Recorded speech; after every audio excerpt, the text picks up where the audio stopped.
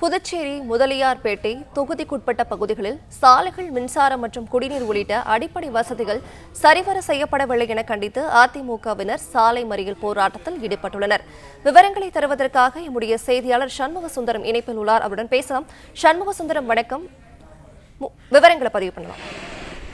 வணக்கம். புதுச்சேரி முதலியார்பேட்டை தொகுதிக்குட்பட்ட பகுதிகளில் உள்ள பல்வேறு இடங்களில் சாலைகள் மற்றும் குடிநீர் உள்ளிட்ட பல்வேறு அடிப்படை வசதிகள் இல்லை என கூறி முதலியார்பேட்டை முன்னாள் சட்டமன்ற உறுப்பினர், அதிமுக சட்டமன்ற உறுப்பினர் பாஸ்கர் தலைமையில் இன்று மரப்பாலம் சந்திப்பில் போராட்டம் நடைபெற்றது.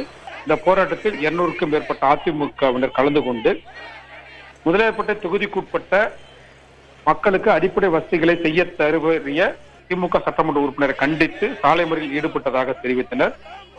கடலூர் செல்லும் சாலையில் சாலை மறியலில் ஈடுபட்டதால் போக்குவரத்து பாதிக்கப்பட்டது.